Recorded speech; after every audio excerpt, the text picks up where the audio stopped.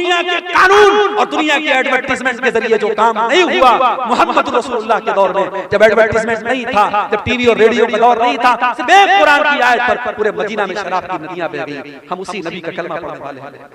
हमें कोई शराब का नुकसान न भी बताए, हमारे लिए तो इतना काफी है कि मेरे नबी ने शराब को हराम करार दिया और मेरे नबी ने कहा है शराब इतनी गंदी चीज है तो शराब पिएगा कयामत के दिन जहन्नमियों का पीप और मौलाद उसे पिलाया जाएगा।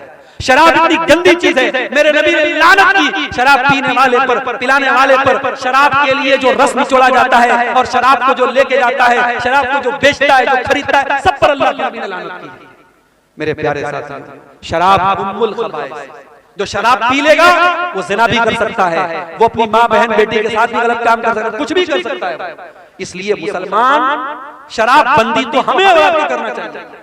मुझे याद है हरियाणा के गांव में मुसलमानों ने ये फैसला किया था कि हमारे यहाँ शादी में 1 पैसा जहेज करेंगे और लड़की की शादी सिंपल तरीके से होगी, कोई बारात नहीं आएगी और कोई बारात लेके जाएगा, कोई जहेज देगा तो पूरा गांव उसका बहिष्कार करेगा। आज ये मिसाल हरियाणा में मौजूद है, मीडिया में इसको बहुत बयान किया गया। मैं चाहता हूं आपके गांव में, आपके इलाके में भी इस तरीके की तहरीक चले कि हमारे गांव का जो शराब पिएगा हम गांव से उसका बाइकआउट करें। आप ऐसी कोशिश करें, इंशाअल्लाह जब आप शराबबंदी करेंगे तो पूरी मुल्क के लिए मिसाल बनेगी। मेरे भाई, जो काम कानून के डंडे से संभव नहीं है वो मजहब के जरिए और ईमान के जरिए संभव है। ये चंद सवाल आए हैं, इनको बयान करके बात खत्म करते हैं। जंगे बद्र का मौका है, हजरत उमैर इब्न हुमाम अंसारी एक नौजवान साहबी हैं, नौजवान साहबी खजूरें खा रहे हैं और अल्लाह के नबी जंगे बद्र में अपने सहाबा को जिहाद की अहमियत बता रहे हैं और अल्लाह की राह में लड़ने की अहमियत बता रहे हैं। अल्लाह के नबी सहाबा से कह रहे हैं, ऐ मेरे सहाबा, ये जंगे बद्र का मैदान है, ये जन्नत का मैदान है, उठो और जन्नत को पाने के लिए लड़ पड़ो और अल्लाह की राह में कुर्बानी दे दो। हजरत उमैर इब्न हुमाम कहते हैं, ऐ अल्लाह के नबी, क्या जन्नत इतनी बड़ी है कि जन्नत की चौड़ाई आसमान और जमीन के बराबर है? अल्लाह के नबी फरमाते कि हाँ ऐ उमैर, जन्नत की चौड़ाई तो इतनी है। वो कहते हैं बखिन बखिन, क्या बात है? अल्लाह के नबी फरमाते हैं, ऐ उमैर तुम ऐसा क्यों कह रहे हो? कहते हैं अल्लाह के नबी, इन्नी लअरजू, मैं उम्मीद करता हूँ कि मैं भी जन्नत में चला जाऊँ। आपने फरमाया, हाँ ऐ उमैर, अगर तुम अल्लाह की राह में लड़ते लड़ते शहीद हो जाओगे तो तुम भी उसी जन्नत के हकदार बनोगे। उमैर इब्न हुमाम खजूरें हाथ में लिए हुए हैं, उन खजूरों को जमीन पर फेंक देते हैं। कोई कहता है, मेरे भाई इन खजूरों को खा ले फिर तू मैदान जंग में जाना। कहते हैं नहीं, इन खजूरों के खाने में अगर टाइम वेस्ट करूंगा तो ये लेट हो जाएगा, देर हो जाएगी, मेरे पास इतना टाइम नहीं है, मेरे पास इतनी फुर्सत नहीं है। और हजरत उमैर इब्न हुमाम उसी हालत में मैदान जंग में कूद पड़ते हैं और अल्लाह की राह में शहीद हो जाते हैं। मेरे प्यारे साथियों, सहाबे किराम की जिंदगियां इस तरीके के वाक़यात से भरी भरी। हजरत हनज़ला को देखो, नई शादी हुई है और शादी की पहली रात अपनी बीवी के साथ है। हर नौजवान की जिंदगी में शादी की रात बड़ी उमंगों की रात होती है। हजरत हनज़ला अपनी बीवी के साथ हैं, शादी की पहली रात है और सुबह होती है और अल्लाह के नबी की तरफ से जिहाद का ऐलान होता है, जंग के मैदान में जाने का ऐलान होता है। हजरत हनज़ला अपनी बीवी से कहते हैं, ऐ मेरी बीवी, मुझे जंग के मैदान में जाना पड़ेगा। अल्लाह के नबी की तरफ से मुनादी हो चुकी है, ऐलान हो चुका है। उस जमाने की औरतें भी कैसी औरतें थी, आज के दौर की औरतें दीन के नाम पर कोई गैरत नहीं होती। शौहर अगर दीन के नाम पर अपनी बीवी से किसी कुर्बानी का मुतालबा करे तो बीवी दीन के नाम पर कोई कुर्बानी देने को तैयार है। दुनिया के नाम पर हर कुर्बानी तैयार है। अभी मैं भागलपुर से पूर्णिया आ रहा था, 4-5 नौजवान आपके इसी पूर्णिया के, कोई 22 का है, कोई कहीं का है, देखा सब मुंबई से आ रहे हैं। मुंबई से कहने लगे, मौलवी साहब हम लोग मुंबई में रहते हैं, वहां काम करते हैं और महीनों के सालों के बाद हम अपने वतन को लौट रहे हैं, ढेर सारा सामान लेके लौट। बीवी को ये गवारा है कि शौहर मुझसे 6 महीना 7 महीना दूर रहे, मुंबई में रहे, सऊदी में रहे, दुबई में रहे, बीवी को ये सारी आजमाइश और ये सारी कुर्बानी गवारा है। क्यों? क्योंकि शौहर कमा गया। अल्लाह के दीन के लिए अगर वही शौहर दाढ़ी रख ले तो बीवी कहती है, अरे पहले इतने हैंडसम लगते थे, तुम दाढ़ी क्यों रख ली, तुमने बेकार। शौहर दीन के लिए अगर अल्लाह की राह में कुछ सदका खैरात कर दे और बीवी का कोई जेवर देने की बात कर दे तो बीवी को तैश आ जाता है। ये आज के दौर की औरतें हैं। मेरे प्यारे साथियों, हजरत हनज़ला शादी की पहली रात अपनी बीवी से कहते हैं, मुझे अल्लाह की राह में जाना है, नबी की तरफ से जिहाद का ऐलान हुआ है। हजरत हनज़ला की बीवी न चूं करती है न चरा करती, कहती बेशक आप जा सकते। हालांकि उसे पता है हो सकता है मेरा शौहर जिंदा ना आए, हो सकता है मेरे शौहर की लाश आए, हो सकता है मेरे शौहर की शहादत हो जाए, मौत हो जाए, लेकिन वो खुले दिल से इजाजत देती है। जिहादे मोहब्बत की आवाज गूंजी, कहा हंज़ला ने ये दुल्हन से अपनी इजाजत अगर दो तो जामे शहादत लबों से लगाने को दिल चाहता है। हजरत हंज़ला उसी हालत में जंग के मैदान में जाते हैं, उनके पास गुस्ल करने का भी टाइम न था, उनके पास पानी के जरिए तहारत हासिल करने का भी टाइम न था। उसी जनाबत की हालत में वो जंग के मैदान में जाते हैं और मेरे भाइयों अल्लाह की राह में शहीद हो जाते हैं। और जंग के बाद जब शहीदों की लाशों को रखा जाने लगता है, अल्लाह के नबी अपने सहाबा से कहते हैं, ओ मेरे सहाबा इन्नी ला अरा हंज़ला, ओ मेरे सहाबा मैं हंज़ला को देख रहा हूं तग़सिलुल मलाइका, कि हंज़ला को फरिश्ते गुस्ल दे रहे हैं। हंज़ला जनाबत की हालत में मैदान जंग में आए थे, नापाकी की हालत में मैदान जंग में आए थे, फरिश्ते उनको गुस्ल दे रहे हैं। मेरे प्यारे साथियों, आज अल्लाह के दीन के लिए कुर्बानी देने का जज्बा हमारे अंदर से निकल गया है। अपने बाजुओं को थोड़ा मजबूत करो मेरे भाइयों, अपनी हिम्मत को थोड़ा जुटा लो और अल्लाह के दीन के लिए मेहनत करने का और कुर्बानी देने का जज्बा अपने अंदर पैदा करो। अल्लाह का वादा है, या अय्युहल्लज़ीना आमनू इन तंसुरुल्लाह यंसुरकुम, ऐ ईमान वालों जब तक तुम अल्लाह की मदद करते रहोगे अल्लाह तुम्हारी मदद करता रहेगा, व युसब्बित अक़दामकुम, और अल्लाह तुम्हारे कदम को मजबूत कर देगा। अल्लाह की मदद क्यों नहीं आ रही? इसलिए नारी को हम लड़ रहे हैं आपस में। मौलाना जरजीर साहब गिरफ्तार हुए, बनारस के बरेलवियों ने, हमारे बरेलवी भाइयों ने, कितने भाइयों ने मिठाइयां तकसीम की कि चलो अहले हदीस का मौलाना गिरफ्तार हो गया, चलो हमारे मसलक के खिलाफ तकरीर करने वाला और दूसरे मसलक का मौलवी गिरफ्तार हो गया। लोगों ने खुशियां मनाई थी। और आज जब मौलाना सलमान अज़हरी गिरफ्तार हुए तो उनको महसूस हुआ कि जब आग लगेगी तो घर तो हमारा भी जलेगा।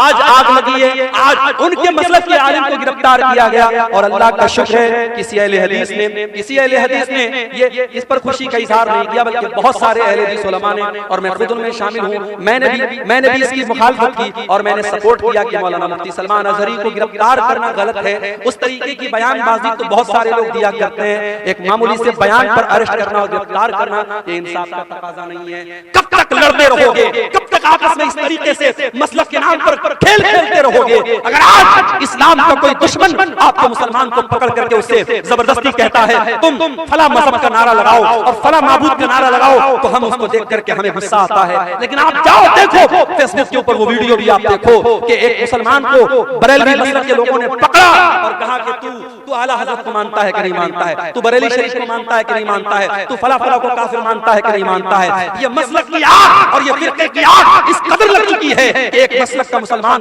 दूसरे मसलक के मुसलमान को पकड़ करके जैसे मॉब लिंचिंग की गई मुसलमानों की, ऐसे एक मसलक का मुसलमान दूसरे मसलक की मॉब लिंचिंग करने के लिए तैयार है और उसको पकड़ करके धमका करके उससे अपने मसलक के नारे लगवा रहा है। कब तक हम लड़ते रहेंगे मेरे भाई? आज पानी सर से ऊंचा जा चुका है। जब हमारा दुश्मन मसलक की बुनियाद पर और फिरके की बुनियाद पर हमारे दरमियान कोई तफरीक नहीं करता, तो हम और आप अपने आप को तफरीक में क्यों बांटते हैं? आओ सीसा पिलाई हुई दीवार बन जाओ। और मैं बड़ी खुशी के साथ कहता हूं, मैं पक्का सलफियुल मसलक अल्हम्दुलिल्लाह हूं और बनारस के जामिया सलफिया जो हमारी जमात का मरकजी इदारा है वहां से मैंने तालीम हासिल की है। लेकिन आज अल्लाह का शुक्र है, फेसबुक के ऊपर आप देख लें, यूट्यूब के ऊपर आप देख लें, बड़ी तादाद में हमारे बरेलवी भाई, हमारे देवबंदी भाई भी मेरी तकरीरों को सुनते हैं। और यही मेराज का, शबे मेराज का मौका था जिसको आमतौर से लोग शबे मेराज मानते हैं। हालांकि हमारा ये अकीदा नहीं है, हम ये तो मानते हैं कि अल्लाह के नबी को मेराज हुई, मगर मेराज कौन सी रात हुई, कौन से महीने में हुई, ये कंफर्मेशन हमें हदीसों की रोशनी में नहीं मिलता। लेकिन आमतौर से लोग 27 रजब को शबे मेराज मानते हैं कि उसी रात में मेराज हुई। बनारस से 100 किलोमीटर दूर, बनारस से 100 किलोमीटर दूर एक जगह पड़ती है मछली शहर, वहां पर बरेलवी भाई हर साल प्रोग्राम कराते हैं मेराजुल नबी के नाम पर। आप YouTube पर जाके देख लें, वहां मुझे तकरीर का मौका दिया गया। बरेलवियों का मजमा है, उनके नारे लग रहे हैं, उनके उलमा बैठे हैं वहां पर। अल्हम्दुलिल्लाह मैंने तकरीर की और कुरान और हदीस की रोशनी में की, और जो सही बात है, जो किताब और सुन्नत की बात है, वो मैंने बयान की। मेरे भाइयों, हम चाहते हैं कि ऐसा माहौल बने, एक दूसरे का एहतराम हम करना सीखें, एक दूसरे के उलमा का एहतराम करना हम सीखें। हमारे जो इख्तिलाफात हैं हम एक दायरे में रह करके उसको हल कर सकते हैं। लेकिन आज मसलक खेलने का टाइम नहीं है मेरे भाई। हमारी तारीख ये बताती है, उंदुलुस जैसा मुल्क मुसलमानों से खाली हो गया, वहां की मस्जिदों को अस्तबल बना दिया गया, वहां की मस्जिदों में दास के अड्डे और शराब के अड्डे बन गए। क्यों? जाओ इतिहास उठा के देखो, तारीख उठा के देखो, उंदुलुस के मुसलमान आपस में लड़ पड़े, छोटी छोटी रियासतें कायम हो गई, उंदुलुस के अलग अलग इलाके में छोटी छोटी हुकूमतें कायम हो गई, और जब दुश्मन ने हमला किया, दुश्मन का साथ अपने मुसलमान भाई के खिलाफ दिया उन लोगों ने, नतीजा ये निकला उंदुलुस के अंदर से मुसलमान खत्म हो गए। और आज आप उंदुलुस में देखिए, तलाश करना पड़ेगा, दूर दूर तक आपको कोई मस्जिद नहीं मिलेगी, कोई मुसलमान नहीं मिलेगा। मेरे भाइयों, अगर हम इस तारीख से अपने आप को बचाना चाहते हैं, हमें अपने अंदर इत्तेहाद पैदा करना पड़ेगा, यूनिटी पैदा करना पड़ेगा, इत्तेहाद पैदा करना पड़ेगा। और जब हम इत्तेहाद की बात करते हैं तो माफ कीजिए, हर चीज में इत्तेहाद की बात आती है। आगे मुल्क में हुक्मरानी किसकी होगी, मुल्क के इक़्तिदार पर कौन बैठेगा, हम डिसाइड तो नहीं कर सकते कौन बैठेगा, मगर हम ये तो बता सकते हैं कि हम मुसलमान इस मुल्क में हम मुत्तहिद होकर के हम वोटिंग करते हैं। आने वाले इलेक्शन के मौके पर भी आप अपने वोट के जरिए ऐसी ताकतों को आप अपना वोट दीजिए जिनके बारे में आपको ये लगता है कि हाँ, ये मुल्क में अमन चैन और सुकून को बढ़ावा देगी, और ऐसी ताकतों को नाकाम कीजिए जो मुल्क के माहौल में नफरत का जहर घोलना चाहती हैं। मेरे भाइयों, हमें और आपको अपने अंदर इत्तेहाद पैदा करना पड़ेगा। कुरान क्या कहता है, वाअतसिमू बिहब्लिल्लाहि जमीआ, ऐ ईमान वालों, तुम अल्लाह की रस्सी को मिलकर के थाम लो, वला तफर्रकू, और आपस में तुम फिरकों में न बंटो, वज़कुरू नेमतल्लाहि अलैकुम, और ऐ ईमान वालों, तुम अल्लाह की नेमत को याद करो, इज़ कुंतुम आदान, जब तुम एक दूसरे के दुश्मन थे, फअल्लफ़ बैन क़ुलूबिकुम, अल्लाह ने अपने नबी को भेज करके तुम्हें भाई भाई बना दिया। आज तो हालात ये हैं, एक सगा भाई अपने सगे भाई की जमीन पर नाजायज कब्जा करके बैठा है, एक सगा भाई, दोनों एक मां के बच्चे हैं, एक पेट से पैदा हुए हैं, एक बाप का खून दोनों की रगों में दौड़ रहा है, लेकिन सगा भाई अपने सगे भाई की जमीन पर नाजायज कब्जा करके बैठा है। सगा भाई अपने भाई के खिलाफ अदालत में केस लड़ रहा है, और उसको मालूम है जमीन मेरी नहीं है, जायदाद मेरी नहीं है, मेरे भाई की है, मगर पैसे और जमीन और जायदाद की ऐसी लालच है, अपने भाई के खिलाफ केस लड़ रहा है। कान खोल करके सुन लो, मेरे नबी की अदालत का फैसला, दुनिया की अदालत का फैसला बाद में देखना, सुप्रीम कोर्ट और हाई कोर्ट का फैसला बाद में देखना, पहले देखो हमारे नबी की अदालत का क्या फैसला है। अल्लाह के नबी फरमाते हैं कि दो लोग मेरे पास आते हैं अपना केस लेके, और एक आदमी की बात सुन करके मैं फैसला कर देता हूं, क्योंकि मैं इंसान हूं, मुझसे भी गलती हो सकती है, हो सकता है एक इंसान चिकनी चुपड़ी बातें करता हो, दूसरा इंसान अपनी बात ढंग से पेश न कर पाया हो। कान खोल करके सुन लो, अल्लाह के नबी फरमाते हैं, अगर मैंने फैसला गलत कर दिया, जिसकी जमीन नहीं थी, जिसकी जायदाद नहीं थी, जिसका हिस्सा नहीं था, उसको मैंने दे दिया, फइन्नमा अक़तउ लहू क़िताअतम मिनन नार, कान खोल करके सुन लो, मैं उसको जमीन का टुकड़ा नहीं दे रहा हूँ, मैं उसको जहन्नम की आग का टुकड़ा दे रहा हूँ। ओ लोगों, अपने भाई की, अपनी बहन की जमीन आपने नाजायज तरीके से हथिया भी ली, आपने जमीन नहीं हथियाई, आपने बिल्डिंग नहीं ली, आपने घर नहीं लिया, आपने खेत नहीं लिया, आपने तो जहन्नम का टुकड़ा ले लिया, आपने तो बहुत बड़ा घाटे का सौदा कर लिया, घाटे का सौदा। मेरे भाइयों, कुरान कह रहा है कि मुत्तहिद हो जाओ, अल्लाह के बंदो भाई भाई बन जाओ। नबी के सहाबा भाई भाई बन करके रहे। मक्का के मुहाजिर जब मदीना पहुंचे, मदीना के अंसारियों ने खुले दिल से कहा कि हमारे भाइयों, हमारे घर के दरवाजे आपके लिए खुले हैं। यहां तक कहा जमीन मेरी है, खेत मेरा है, जायदाद मेरी है, लेकिन नबी ने आपको मेरा भाई बनाया है, आ जाओ हम जमीन के दो टुकड़े कर देते हैं, घर के दो हिस्से कर देते हैं, खेत के दो हिस्से कर देते हैं, आधा तुम ले लो, आधा मैं ले लेता हूं। यहां तक कहा मेरी दो बीवियां हैं, तुम किसी एक को पसंद कर लो, मैं तलाक दे देता हूं, तुम निकाह कर लेना। कुर्बानी और मोहब्बत की ये मिसाल पूरे इंसानी इतिहास में कभी नहीं मिलती। मेरे भाइयों, हम और आप अपने गांव में आराम से सो रहे हैं, हम अपने घर में बच्चों के साथ आराम से सो रहे हैं, वहां फलस्तीन में डेली बमबारी हो रही है और छोटे छोटे बच्चे मारे जा रहे हैं, और ये यूएन की रिपोर्ट है, अक़वाम मुत्तहिदा की रिपोर्ट है, अब तक लाखों बच्चे गाजा के अंदर मारे जा चुके हैं, मासूम बच्चे मर रहे हैं, और हमें रात में आराम से नींद पर बिस्तर पर नींद आ रही है। नहीं मेरे भाई, मुसलमान तो वो होता है चाहे फलस्तीन में उसका भाई मर रहा हो, चाहे दुनिया के किसी भी कोने में उसका भाई मर रहा हो, अपने भाई के मरने पर उसका दिल दुखी हो जाए, उसके कौम का कहीं बच्चा मारा जाए, उसको लगे मेरा बच्चा मर रहा है, कहीं किसी औरत की इज्जत टूटे, उसे लगे मेरी बहन की इज्जत लूट रही है, कहीं किसी का घर गिरे उसे लगे मेरा घर गिर रहा है।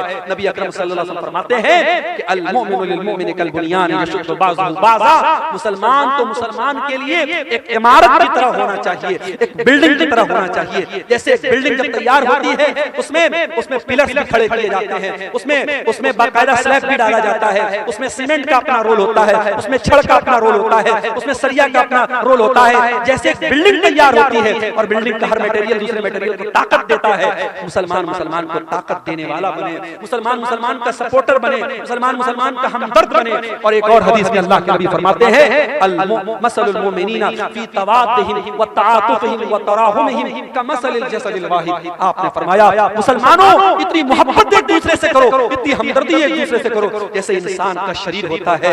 मानव शरीर में इंसान के जिस्म में कहीं एक कांटा भी चुभता है पूरा बदन बेचैन हो जाता है। मुसलमानों तुम्हारे दरमियान इतनी मोहब्बत होनी चाहिए। आओ इत्तेहाद अपने अंदर पैदा करो। बिरादरीवाद के नाम पे मुझे मालूम है बिहार में बहुत सारी जगहों पर बिरादरी के नाम पर बड़ी कटता है। इसी दरभंगा के इलाके में एक गांव में लोगों ने बताया भी और न्यूज में भी आया कि एक गांव में अंसारियों का रास्ता अलग है, शेख का रास्ता अलग है। आपके इलाके में सुरजापुरी और शेरशाहबादी के दरमियान बड़े इख्तिलाफात की खलीज है। मेरे भाई ये वक्त बिरादरियों के नाम पे लड़ने का नहीं है, ये वक्त फिरकों के नाम पे लड़ने का नहीं है, ये वक्त मसलब के नाम पे लड़ने का नहीं है।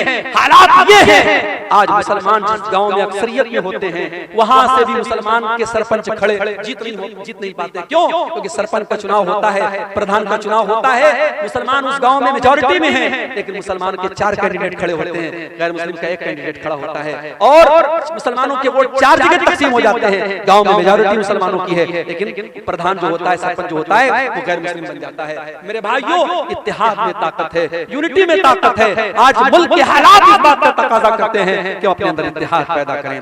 मेरे भाइयों आज अल्लाह की मदद अगर चाहिए तो हमें और आप मुत्तहिद होना। इसी तरीके से अगर अल्लाह की मदद चाहते हो तो तौहीद की हिफाजत करो और शिर्क से बचो। अल्लाह मुशरिक की मदद कभी नहीं करेगा, अल्लाह का वादा है हम तुम्हारी मदद करेंगे। शर्त क्या है?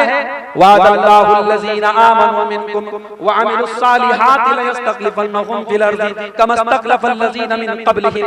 ऐ ईमान वालो अल्लाह का वादा है, अल्लाह जरूर तुम्हारी मदद करेगा, तुम्हें जमीन के अंदर इक़्तिदार भी अता करेगा, तुम्हारे खौफ को अमन और शांति से तब्दील कर देगा। शर्त क्या है? याबुदूननी ला युशरिकून बी शैया। शर्त ये है तुम मेरी इबादत करना और मेरी इबादत में किसी को शरीक न करना, शिर्क मत करना। आज हालत क्या है? हालत ये है कि अयोध्या से 300 मुसलमान लखनऊ से अयोध्या का सफर करते हैं। ये मैं मीडिया की रिपोर्ट आपको बता रहा हूं, 300 मुसलमान लखनऊ से अयोध्या का सफर करते हैं श्री रामचंद्र जी की जो नई मूर्ति और नया उनका जो वहां पे मंदिर बना है उसकी जियारत और दर्शन करने के लिए। माफ करना, एक मुसलमान होने के नाते हम श्री रामचंद्र जी का एहतराम करते हैं, उनका सम्मान करते हैं, मगर हम उनकी इबादत को जायज नहीं समझते। क्यों? हमारा अकीदा है ला इलाहा इल्लल्लाह, अल्लाह के सिवा कोई इबादत के लायक नहीं है। जो किसी का बेटा हो, जो किसी का बाप हो, जो किसी का भाई हो, जो किसी का शौहर हो, वो रब नहीं हो सकता, वो माबूद नहीं हो सकता। हमारा क्राइटेरिया बड़ा क्लियर है, कुल हुवल्लाहु अहद अल्लाहुस समद लम यलिद वलम यूलद वलम यकुल लहू कुफुवन अहद। अल्लाह एक है, अल्लाह बेनियाज है, अल्लाह का कोई बेटा नहीं, अल्लाह किसी का बेटा नहीं और अल्लाह को किसी के मदद की जरूरत नहीं है, उसके बराबर कोई नहीं है। मेरे भाइयों हम श्री रामचंद्र जी की और जो भी इस भारत देश में हमारे महापुरुष आए और नेक लोग आए, उनका सम्मान करते हैं, उनकी इज्जत करते हैं, उनका एहतराम करते हैं, मगर हम उनकी इबादत को जायज नहीं मानते। आज मुसलमान के अकीदे का ये हाल है।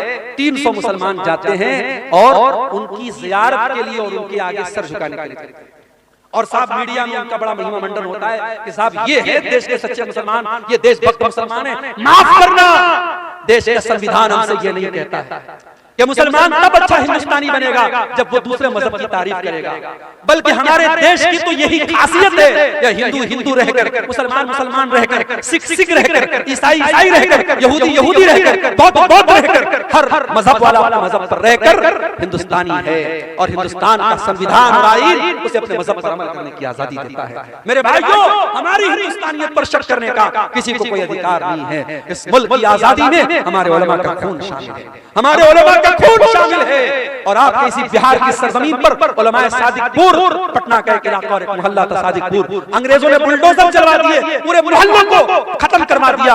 और जवाहरलाल नेहरू ने कभी कहा था कि मुल्क में की आजादी में तमाम लोगों की कुर्बानी एक तरफ है और उलमाए सादिकपुर की कुर्बानी एक तरफ है। मेरे प्यारे साथियों, हमारे उलमा के खून बहे हैं, हमारे उलमा ने फांसी के फंदे पर झूले हैं और काला पानी की सजाएं उन्होंने झेली हैं, तब जाकर ये मुल्क आजाद हुआ है। इस मुल्क को हम न कभी छोड़े हैं और न छोड़ेंगे इंशाअल्लाह। ये बात याद रखो मेरे भाइयों, इस मुल्क का कोई फैसला हमारी आवाज के बगैर अधूरा है, मगर हमें अपने हालात पर भी गौर करना पड़ेगा। हमें अपने हालात पर भी गौर करना पड़ेगा कि आज हमारा अकीदा जो हमारे दीन की सबसे मजबूत बुनियाद है, आज अकीदे का क्या हाल है। आज हम न्यूज में जब देखते हैं फला जगह मुसलमान लड़की इस्लाम छोड़ करके फला मजहब में दाखिल हो गई, तो हमारे सर तो शर्म से झुक जाते हैं। हमें शर्म आती है कि प्यार और मोहब्बत में इतनी ताकत है क्या? फेसबुक और इंस्टाग्राम पर किसी ने आई लव यू बोल दिया, मोहब्बत का इकरार कर दिया, तो हमारी मुसलमान बहन उसके प्यार में इतनी बिछ गई कि इस्लाम को उसने छोड़ दिया। क्या हमारी तरबियत में इतनी कमी थी? नहीं मेरे भाई, कहीं ना कहीं तो पानी मर रहा है, कहीं ना कहीं तो कमी हो रही है, वरना हमारे इतिहास, हमारी तारीख में तो उन औरतों का तस्करा हमने पढ़ा है। सुमैया बिन्त खय्यात नाम की उस औरत को देखो, उसके शौहर के सामने और उसके जवान बेटे के सामने जब अबू जहल ने कहा था कि ऐ सुमैया तुम मोहम्मद का दीन छोड़ दे, तो इस्लाम छोड़ दे वरना हम तुझे खत्म कर देंगे। सुमैया ने कहा मैं इस्लाम को नहीं छोड़ सकता। अबू जहल ने कहा सुमैया हम तेरे बदन के कपड़े उतार करके तुझे नंगा कर डालेंगे, ऐ सुमैया हम तुझे बेआबरू कर डालेंगे, बरहना कर डालेंगे, हम तुझे नंगा कर डालेंगे। सुमैया ने अपने जवान बेटे के सामने नंगा हो जाने की अज़ियत को गवारा कर लिया, मगर इस्लाम को नहीं छोड़ा।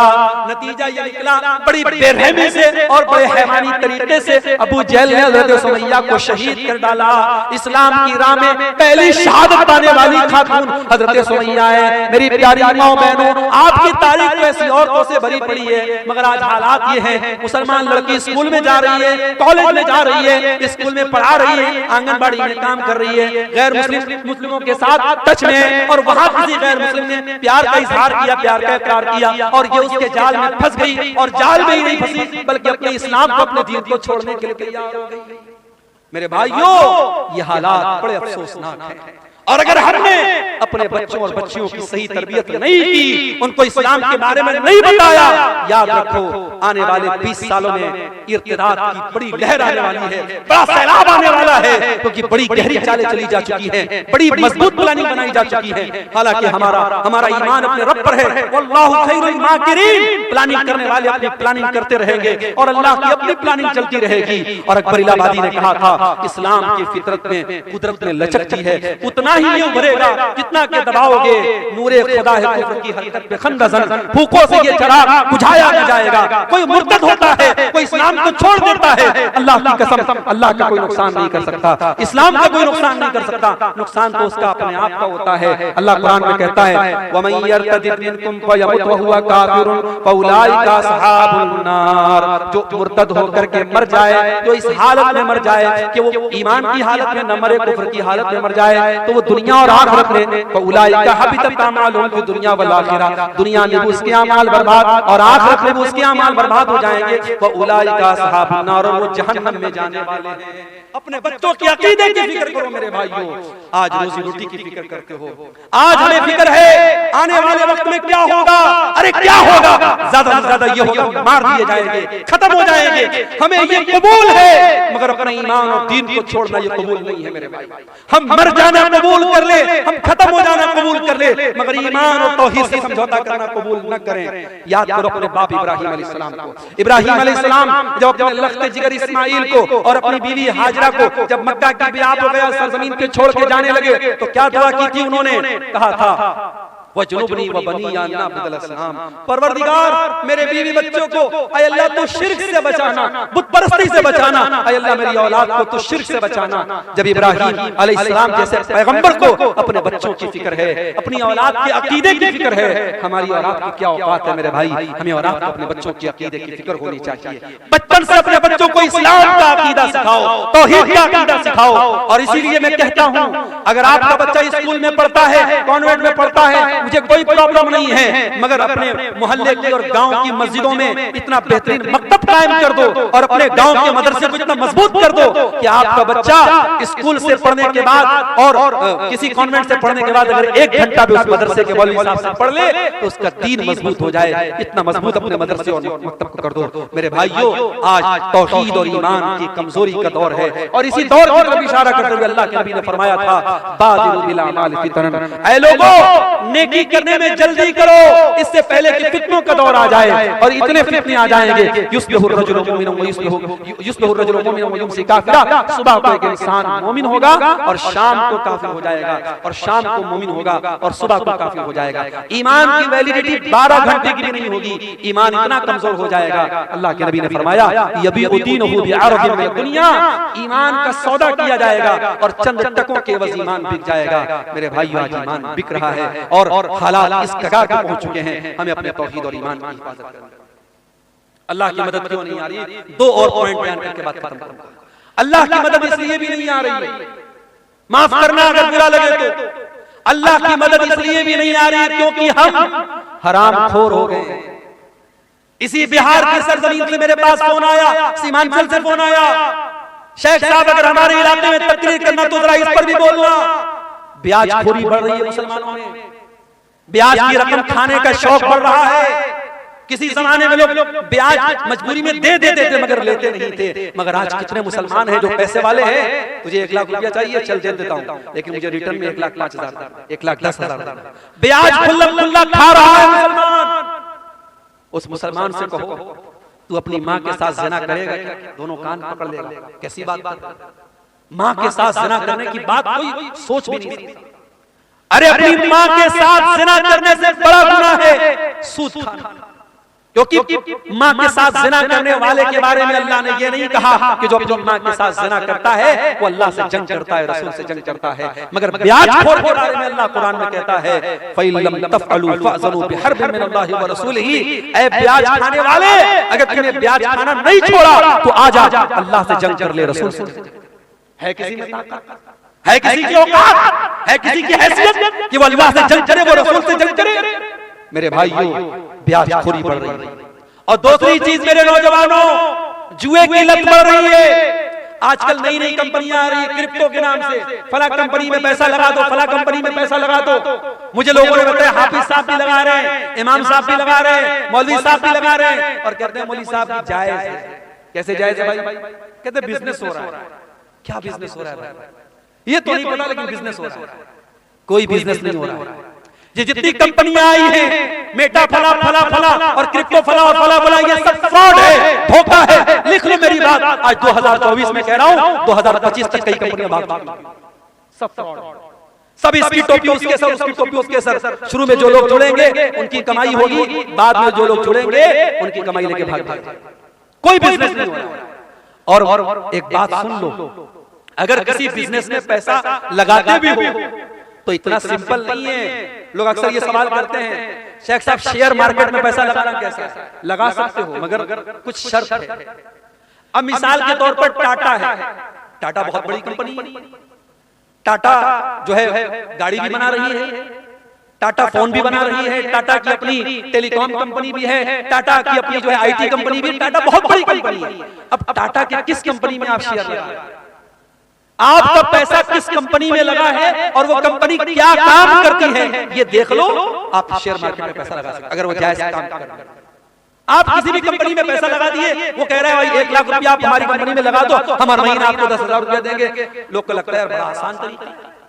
अभी कुछ दिनों पहले हैदराबाद और मुंबई में एक बहुत बड़ी कंपनी, मैं नाम नहीं लूंगा, आप लोग सुने होंगे, जानते होंगे, उसमें मुसलमान नाम देखकर और उलमा का नाम देखकर लोगों ने पैसा लगाया, करोड़ों लोगों का पैसा डूब गया। कितने बंबई के मेरे जानने वाले उलमा का पैसा डूब गया। कितने लोगों ने अपने फ्लैट बेच दिए, घर बाहर बेच दिया कि जब बैठे बिठाए 50,000 रुपया मिल रहा है तो घर मकान को रखने की जरूरत, सब बेच दिया और करोड़ों रुपया उनका डूब गया। मेरे प्यारे साथियों, इस तरीके के धोखेबाजों से होशियार। आप अपने पैसे को हलाल जगह लगाओ, जायज जगह लगाओ, अल्लाह का नाम लेके लगाओ। बिजनेस है, कभी प्रॉफिट होगा कभी लॉस होगा, लेकिन अगर आपकी नीयत सही होगी अल्लाह जरूर बरकत देगा। और सहाबा में हमें करोड़पति सहाबा मिलते हैं। याद रखो, पूरी अमानतदारी के साथ और पूरी बसीरत के साथ कह रहा हूं, पैसा कमाओ। हमें उलमा की भी जरूरत है, हमें पैसे वालों की भी जरूरत है। ये पैसे वाले न हो मदरसे नहीं चल सकते। हमें करोड़पतियों की भी जरूरत है। हमारी मस्जिदें, हमारे मदरसे, हमारे दीन के काम कैसे चलेंगे? करोड़पति बनो, हलाल तरीके से बनो मेरे भाई, हराम तरीके से पैसा मत कमाओ। जुए के जरिए, सट्टे के जरिए रातों रात अमीर बनने के सपने बंद कर दो। मेहनत करो, मजदूरी करो, बिजनेस में पैसा लगाओ, बिजनेस के जरिए पैसा कमाओ। नियत सही होगी और आपके मुकद्दर में लिखा होगा, यकीनन आप आगे बढ़ेंगे। मेरे प्यारे साथियों, अल्लाह के नबी ने फरमाया कि जिस बदन के अंदर हराम की कमाई जाती है, फन्नारु औला बिही, वो बदन जहन्नम की आग में जाता है। और यही नहीं, अल्लाह के नबी सल्लल्लाहु अलैहि वसल्लम यहां तक फरमाते हैं, अगर कोई हराम कमाई खाता है और बहुत लंबा सफर करके उसके बाल मेले हो जाते हैं, उसके कपड़े मेले हो जाते हैं, और अल्लाह की बारगाह में हाथ फैला के दुआ करता है, या रब्बी कह के दुआ करता है, लेकिन वमतअबहु हराम वमशरबहु हराम वमलबसहु हराम वगुज़िया बिल हराम, उसका खाना हराम कमाई का, उसका पानी हराम कमाई का, उसका कपड़ा हराम कमाई का, उसकी परवरिश हराम कमाई की, तो अल्लाह के नबी फरमाते हैं फअन्ना युस्तजाबु लिज़ालिक, उसकी दुआ कहां से कबूल होगी? ब्याज खाने वाला उम्रा कर ले, हज कर ले, खाने काबा का दरवाजा पकड़ के रो के दुआ करे, उसकी दुआ कैसे कबूल होगी जब मेरे नबी कहते हैं हरामखोर की दुआ कबूल नहीं होती? मेरे भाइयों, आज अल्लाह की मदद इसलिए भी नहीं आ रही है क्योंकि मुसलमान पैसा कमाने की अंधी रेस में लग चुका है, ब्याज भी खा रहा है, जुआ भी खेल रहा है, सट्टा भी खेल रहा है, ऑनलाइन एप्स के जरिए हराम तरीके से पैसा भी कमा रहा है। मेरे भाइयों, कमाई को हलाल करो, कमाई को हलाल करो। सलफ कहा करते थे, अतिब मतआमा का तो जब दावत का, अपनी कमाई को, अपने खाने को हलाल कर लो, हमारी दुआ कबूल होगी, अल्लाह की मदद आएगी अगर हमारी कमाई हलाल हो जाए। इसी तरीके से मेरे भाई, अगर हम चाहते हैं कि अल्लाह की मदद आए, मेरे नौजवान साथी, आपको अपनी जवानी की हिफाजत करनी पड़ेगी, अपनी जवानी की अहमियत को समझना पड़ेगा। अल्लाह की कसम दिल दुखता है जब फजर की नमाज में ये चंद बूढ़े हमें मस्जिद में नजर आते हैं। नौजवान कहां मर गए? मेरी कौम के नौजवान कहां मर गए? वो रात को 2-2 बजे तक, 3-3 बजे तक व्हाट्सएप पर चैटिंग करते रहे, लड़कियों से बातें करते रहे, अय्याशियां करते रहे, फेसबुक की रील्स देखते रहे, यूट्यूब के शॉर्ट देखते रहे, बेहयाई के मनाजिर देखते रहे। रात को 3-3 बजे तक हमारा नौजवान ये सब देख रहा है। और फजर की अजान जब होती है और मुअज्जिन कहता है अस्सलातु खैरुम मिनन नौम, नमाज नींद से बेहतर है, हमारा नौजवान बिस्तर पे सोया रहता है। मेरे नौजवानों, ये अजान की आवाज सिर्फ 70 साल वालों के लिए नहीं, आपके लिए भी है। और मेरे रब की कसम, आप जब फजर की नमाज में उठ के जाते हैं, शैतान जलील होता है, शैतान पछताने लगता है कि मैं इस नौजवान को कैसे रोक नहीं पाया, इसको मैंने फजर की नमाज में कैसे मैं रोक नहीं पाया। नौजवानों, अपने आप को नमाज का पाबंद बना। और बाद नौजवान मुझसे पूछते हैं, मेरे पास व्हाट्सएप पर मैसेज भी आता है, शेख साहब गंदी आदत में पड़ गया, गंदे वीडियोस देखने की आदत हो गई, लड़कियों से चैटिंग करने की आदत हो गई, हराम काम की आदत पड़ गई। शेख साहब कोई इलाज बता दीजिए, कोई तरीका बता दीजिए। आओ तरीका बताता हूं कुरान की रोशनी में। गंदी आदतों से बचना है, बुरी आदतों से बचना है, अय्याशी से बचना है, मोबाइल के गलत इस्तेमाल से बचना है। एक नुस्खा बताता हूं, नोट कर लो मेरे भाई। कुरान में अल्लाह फरमाता है फखलफ मिन बादिहिम खल्फुन अदाउस सलात वत्तबउश शहवाति फसौफ यलकौन गय्या। अल्लाह कुरान के 16वें पारे में फरमा रहा है कि जो लोग नमाज नहीं पढ़ते हैं, जो लोग नमाज की पाबंदी नहीं करते हैं, वही लोग ख्वाहिशात की पैरवी करते हैं, वही लोग शहवतों की पैरवी करते हैं, और वही लोग जहन्नम में जाएंगे। इसका उल्टा ये मतलब निकला कि जो नमाज की पाबंदी करेगा, जो 5 टाइम की नमाज हर हाल में पढ़ेगा, वो ख्वाहिशात की पाबंदी से बचेगा, वो गलत शहवतों से बचेगा, वो औरत के फितने से बचेगा। वो जिसको ये रात में फिक्र होगी मुझे सुबह फजर की नमाज जमात के साथ पढ़नी है, वो रात में कोई गंदा काम करने के पहले 1000 बार, वो मोबाइल पर कोई गंदी चीज देखने के पहले 1000 बार सोचेगा कि यार मैं नमाजी आदमी हूं, ये चीज मुझे सूट नहीं करती है, वो बंद कर देगा, वो नहीं। अगर बचना चाहते हो, नमाज की पाबंदी करो। और यही बात अल्लाह कुरान के 21वें पारे में कहता है, उतलु मा उहिया इलैका मिनल किताब व अक़िमिस सलाह इन्नस सलाता तन्हा अनिल फ़हशाई वल मुनकर। ऐ नबी, कुरान की तिलावत करो और नमाज की पाबंदी करो। नमाज बेहयाई और बुराई से रोकती है। ये 2 काम कर लो, कुरान की तिलावत पाबंदी से करो और नमाज पाबंदी से पढ़ो, फिर देखो बेहयाई से बचते हो कि नहीं बचते हो, बुराई से बचते हो। मेरे भाइयों, नमाज की पाबंदी करो। और नमाज कोई मामूली चीज नहीं है। टेंशन को दूर करने वाली चीज नमाज है। मैं मानता हूं इस वक्त हालात बड़े बेचैन कर देने वाले हैं। मीडिया में आने वाली खबरें, यूपी की खबरों से बिहार वाले परेशान, बिहार की खबरों से यूपी वाले परेशान, तमिलनाडु की खबरों से नॉर्थ इंडिया के मुसलमान परेशान। ये मीडिया आज हमको परेशान कर रहा है, डिस्टर्ब कर रहा है। आज इस माहौल में नमाज हमारी बहुत बड़ी जरूरत भी है। मेरे नमाज पढ़ो और कुनूत नाज़िला का इत्मीनान करो। मेरे नबी दुश्मनों पर बद्दुआ करने के लिए कुनूत नाज़िला पढ़ते थे। आज कुनूत नाज़िला पढ़ो और नमाज की पाबंदी करो। अल्लाह कुरान में कहता है वस्तईनु बिस्सब्रि वस्सलाह, सब्र और नमाज के जरिए अल्लाह की मदद तलब करो। मेरे भाई, मेरे नबी जब टेंशन में होते थे, परेशानी में होते थे, हजरत हुज़ैफा रज़ियल्लाहु ताला अन्हु कहते हैं अल्लाह के नबी नमाज के लिए खड़े हो जाते थे। आज हमें नमाज की अहमियत पर भी तवज्जो देने की जरूरत है। और आखिरी चीज, हमारी माएं बहनें इस उम्मत की बड़ी कीमती मता है। इस उम्मत की माएं बहनें, इस उम्मत की औरतें, इस उम्मत की बहुत कीमती दौलत है। क्यों? क्योंकि ये किसी की माँ बनती है, किसी की बीवी बनती है, किसी की बेटी होती है, किसी की बहन होती है। एक औरत के कई रूप होते हैं और इस्लाम ने औरत के हर रूप की बड़ी इज्जत दी। इस्लाम में औरत को पूजा तो नहीं गया, औरत की इबादत तो नहीं की गई। इस्लाम ने इबादत सिर्फ अल्लाह की है, मगर औरत अगर माँ है तो इस्लाम ने कहा उसकी इज्जत करो, उसके कदमों के नीचे मारी जाए। औरत अगर बीवी है, कुरान कहता है वमिन आयातिही अन खलक़ लकुम मिन अनफुसिकुम अज़वाजन लितस्कुनु इलैहा, बीवी तुम्हें सुकून पहुंचाती है, तुम्हारे घर को शांति देती है, तुम्हारे बच्चों को पालती है, तुम्हारे दिल को सुकून पहुंचाती है। यही बीवी बेटी, यही औरत बेटी है। तो अल्लाह के नबी फरमाते हैं मन इब्तुलिया मिन हाज़िहिल बनाती शैअन कुन्न लहू सित्रम मिनन नार, जिसको अल्लाह बेटी देकर के आजमाता है और इस इम्तिहान में वो खरा उतरता है, बेटी अपने माँ बाप को जहन्नम की आग से बचाती है। यही औरत जब बहन बनती है, अल्लाह के नबी फरमाते हैं जिसकी 3 बहनें हो और उन बहनों की सही देखभाल करे, सही परवरिश करे, सही उनका सही जगह शादी कर दे, कुन्न लहू सित्रम मिनन नार, वो बेटियां अपने भाइयों, वो बहनें अपने भाइयों के लिए नजात का जरिया बन जाती हैं। मेरे भाइयों, औरत का हर रूप इस्लाम की नजर में बड़ा कीमती है। मगर आज हमारी माँ बहनों को भी सोचना पड़े कि आज मैं कहां। आज जब हम अल्लाह की कसम इंस्टाग्राम पर और फेसबुक पर और व्हाट्सएप पर जब किसी मुसलमान औरत को बेहयाई के काम में देखते हैं तो हमें डबल तकलीफ होती है। बेहयाई के काम कोई भी औरत करे ये तकलीफ की बात है, मगर मुसलमान औरत करे तो ये डबल तकलीफ की बात है। ये हमारी कौम की लड़की, हमारी कौम की बहन है।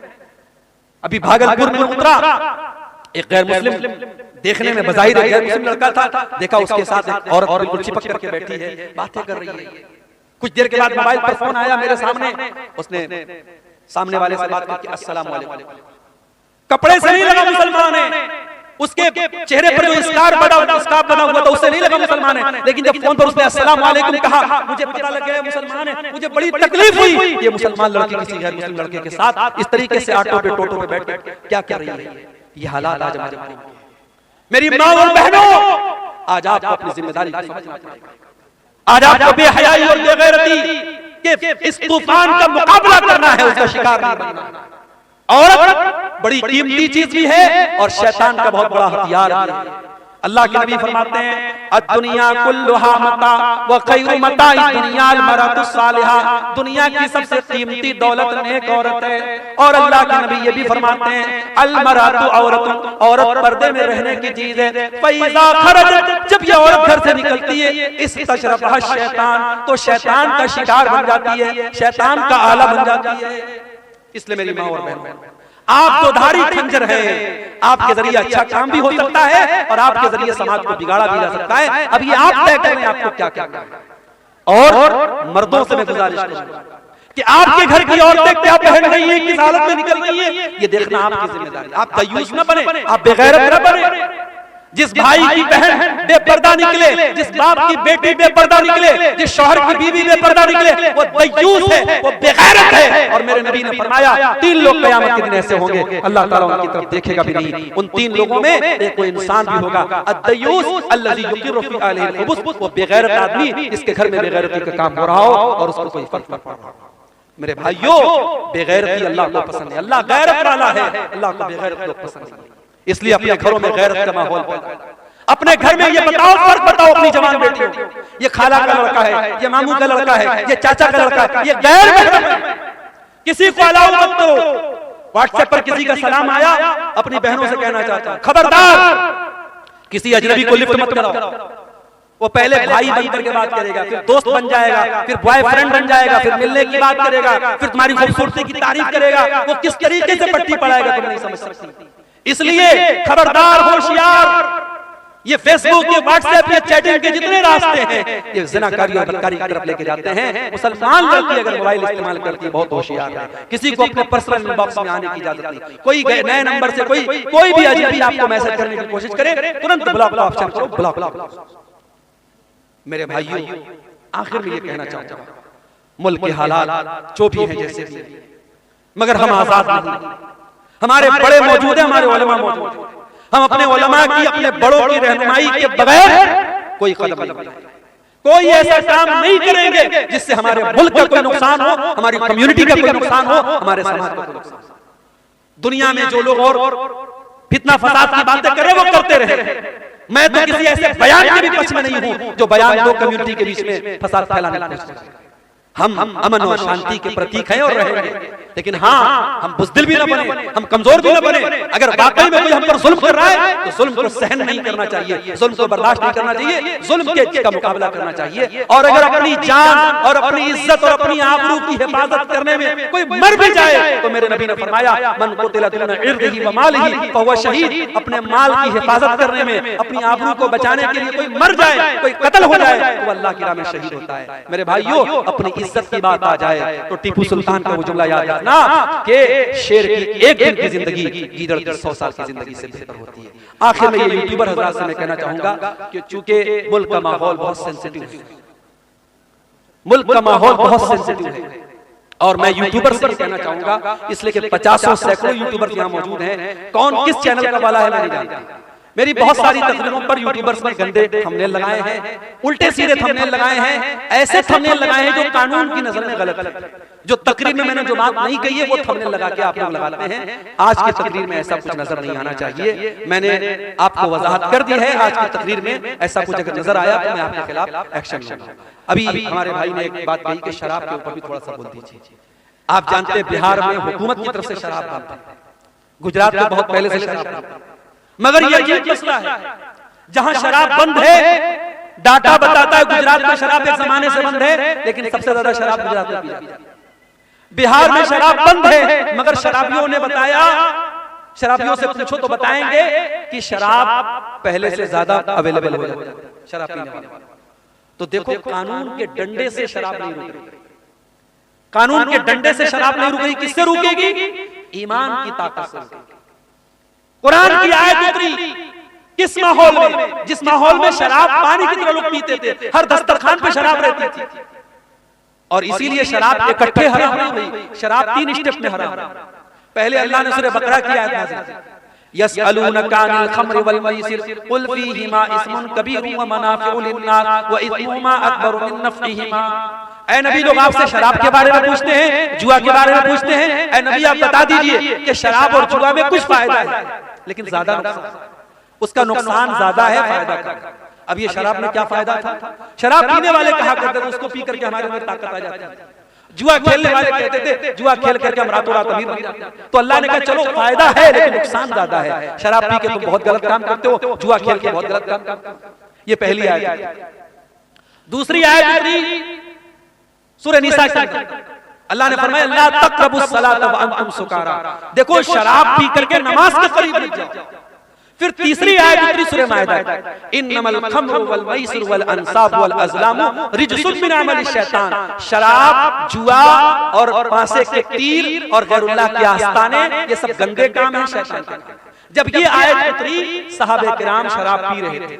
जैसे ही कुरान की आयत उतरी और नबी ने आके बताया कि ऐसी आयत उतरी है, सहाबा ने अपने घर से शराब के सारे बर्तन निकाल निकाल के तोड़ के फेंक दिए। शराब पूरे मदीना की गलियों में पानी की तरह। आज हमारे मुल्क में गुटखा बिक रहा है, सिगरेट बिक रही है, बीड़ी बिक रही है। बीड़ी के पैकेट पे लिखा हुआ है, सिगरेट के पैकेट पर लिखा है tobacco is dangerous to health. तंबाकू का इस्तेमाल सेहत के लिए बहुत खतरनाक है। टोबैको कॉजेस कैंसर, तंबाकू से कैंसर होता है। हुकूमत छपवा भी रही है, उस पर फेफड़े की खतरनाक तस्वीर भी बनी है, कैंसर की तस्वीर भी बनी है, और वही हुकूमत लाइसेंस दे रही है और बीड़ी भी बिक रही है, गुटखा भी बिक रहा है, सिगरेट भी बिक रही है। मेरे भाइयों, दुनिया के कानून और दुनिया के एडवर्टाइजमेंट के जरिए जो काम नहीं हुआ मोहम्मद रसूलुल्लाह के दौर में, जब एडवर्टाइजमेंट नहीं था, जब टीवी और रेडियो का दौर नहीं था, सिर्फ एक कुरान की आयत पर पूरे मदीना में शराब की नदियां बह गई। हम उसी नबी का कलमा पढ़ने वाले हैं। हमें कोई शराब का नुकसान न भी बताए, हमारे लिए इतना काफी है कि मेरे नबी ने शराब को हराम करार दिया और मेरे नबी ने कहा है शराब इतनी गंदी चीज है, तो शराब पिएगा कयामत के दिन जहन्नमियों का पीप और मवाद उसे पिलाया जाएगा। शराब इतनी गंदी चीज है, मेरे नबी ने लानत की शराब पीने वाले पर, पिलाने वाले पर। शराब के लिए जो रस निचोड़ा जाता है और शराब को जो लेके जाता है, शराब को जो बेचता है, जो खरीदता है, सब पर अल्लाह के नबी ने लानत की। मेरे प्यारे साथियों, शराब उम्मुल खबाइस, जो शराब पी लेगा वो जिना भी कर सकता है, वो अपनी माँ बहन बेटी के साथ भी गलत काम कर सकता है, कुछ भी कर सकता है। इसलिए मुसलमान शराब बंदी तो हमें करना चाहिए। मुझे याद है हरियाणा के गांव में मुसलमानों ने ये फैसला किया था कि हमारे यहाँ शादी में 1 पैसा जहेज करेंगे और लड़की की शादी सिंपल तरीके से होगी, कोई बारात नहीं आएगी और कोई बारात लेके जाएगा, कोई जहेज देगा तो पूरा गांव उसका बहिष्कार करेगा। आज ये मिसाल हरियाणा में मौजूद है, मीडिया में इसको बहुत बयान किया गया। मैं चाहता हूं आपके गांव में, आपके इलाके में भी इस तरीके की तहरीक चले कि हमारे गांव का जो शराब पिएगा हम गांव से उसका बाइकआउट करें। आप ऐसी कोशिश करें, इंशाअल्लाह जब आप शराबबंदी करेंगे तो पूरी मुल्क के लिए मिसाल बनेगी। मेरे भाई, जो काम कानून के डंडे से संभव नहीं है वो मजहब के जरिए और ईमान के जरिए संभव है। ये चंद सवाल आए हैं, इनको बयान करके बात खत्म करते हैं।